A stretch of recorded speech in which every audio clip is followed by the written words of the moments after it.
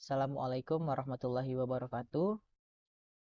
Kami dari kelompok 8 akan mempresentasikan tentang Kerteni Faktor.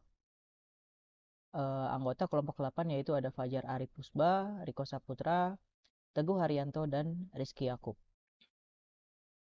Yang materi pertama, mengukur ketidakpastian dalam pengambilan keputusan. Dalam pengambilan keputusan, ketidakpastian seringkali menjadi faktor yang mempengaruhi hasil. Kerteni faktor atau yang biasa disebut CF merupakan konsep penting dalam pengelolaan risiko dan pengambilan keputusan. CF memungkinkan pengambilan keputusan memahami tingkat ketidakpastian dan mengukur probabilitas kejadian yang tidak pasti. Dalam berbagai bidang seperti bisnis, kesehatan, keuangan, dan teknologi, pengambilan keputusan yang tepat sangat kritis. Namun, keterbatasan informasi dan ketidakpastian dapat menyebabkan kesalahan pengambilan keputusan. Apa itu Kerteni Faktor atau CF? Kerteni Faktor atau CF adalah suatu konsep dalam teori keputusan dan pengelolaan risiko yang mengukur tingkat ketidakpastian atau kepercayaan terhadap suatu peristiwa atau keputusan. CF biasanya dihitung dengan skala numerik antara 0 dan 1, di mana CF 0 artinya tidak ada ketidakpastian, tidak atau pasti tidak terjadi. CF sama dengan 1 artinya tidak ada ketidakpastian atau pasti terjadi. 0 kurang dari CF kurang dari 1 ada ketidakpastian, probabilitasnya terjadi. Konsep dasar dari Kerteni Faktor yaitu ketidakpastian, yaitu derajat ketidakpastian suatu peristiwa, dan juga ada probabilitas atau peluang terjadinya suatu peristiwa. Ada juga bobot kepentingan, nilai prioritas atau pentingnya suatu peristiwa. Dan Kerteni Faktor, ukuran numerik ketidakpastian.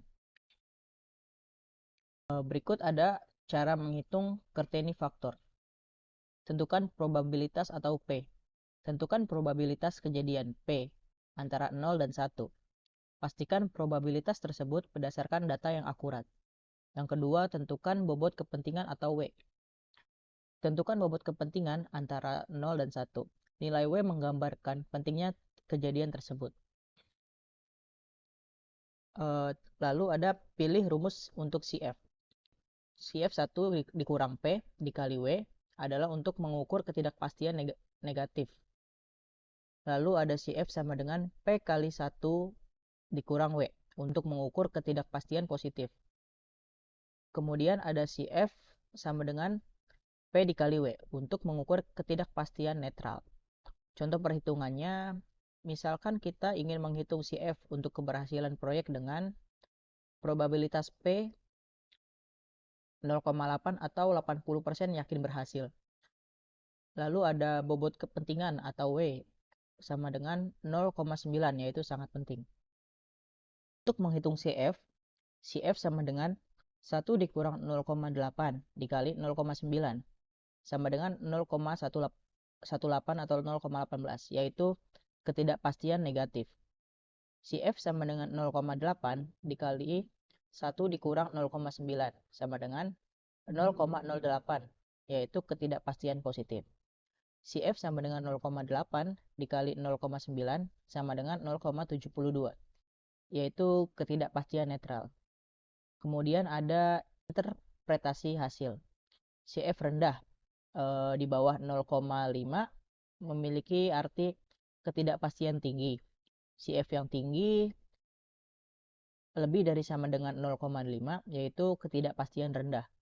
CF sama dengan 0 pasti tidak terjadi, CF sama dengan 1 pasti terjadi. Berikut ada contoh kasusnya, yaitu perusahaan QArt ingin memperkenalkan produk baru dengan data probabilitas keberhasilan produk sama dengan 80% atau P sama dengan 0,8. Bobot kepentingannya 90% atau W sama dengan 0,9. Biaya pengembangannya 500 juta, potensi keuntungannya sampai 2 miliar. Langkah-langkahnya, yang pertama, hitung CF. CF sama dengan 1 dikurang P dikali W, sama dengan 0,18. Interpretasi 18% ketidakpastian terhadap keberhasilan produk. Analisis resikonya, tingkat resiko rendah, keputusannya melanjutkan pengembangan produk. Kemudian ada tabel analisis. Kriterianya probabilitas keberhasilan dengan nilai 0,8, bobot 0,9 dengan hasil 0,72. Biaya pengembangan 500 juta dengan bobot 0,1, hasilnya adalah 50 juta. Dan potensi keuntungan dengan nilai 2 miliar, bobot 0,8 dengan hasil 1,6 miliar. Dengan CF 0,18 akan mendapatkan keuntungan sekitar 1,55 miliar. Kesimpulannya, CF sebesar 0,18 menunjukkan ketidakpastian rendah. Keputusan melanjutkan pengembangan produk adalah keputusan yang tepat dan memiliki potensi keuntungan sebesar 1,6 miliar. Kelebihan dari CF adalah mengurangi resiko. CF membantu mengidentifikasi dan mengurangi resiko. Yang kedua, meningkatkan keputusan. CF memberikan dasar yang lebih baik untuk pengambilan keputusan. Yang ketiga, mengoptimalkan hasil. CF membantu memaksimalkan hasil dengan meminimalkan ketidakpastian. Yang keempat, mudah dipahami. Konsep CF relatif sederhana dan mudah dipahami. Yang kelima, dapat diterapkan secara luas. CF dapat digunakan dalam berbagai bidang seperti bisnis, kesehatan, keuangan, dan teknologi. Kekurangannya, CF subjektif. CF bergantung pada penilaian subjektif dan tidak dapat dipengaruhi oleh bias. Yang kedua, ada keterbatasan data. CF memerlukan data yang akurat dan sangat lengkap. Yang ketiga, tidak memperhitungkan faktor eksternal. CF tidak mempertimbangkan faktor eksternal yang tidak terduga.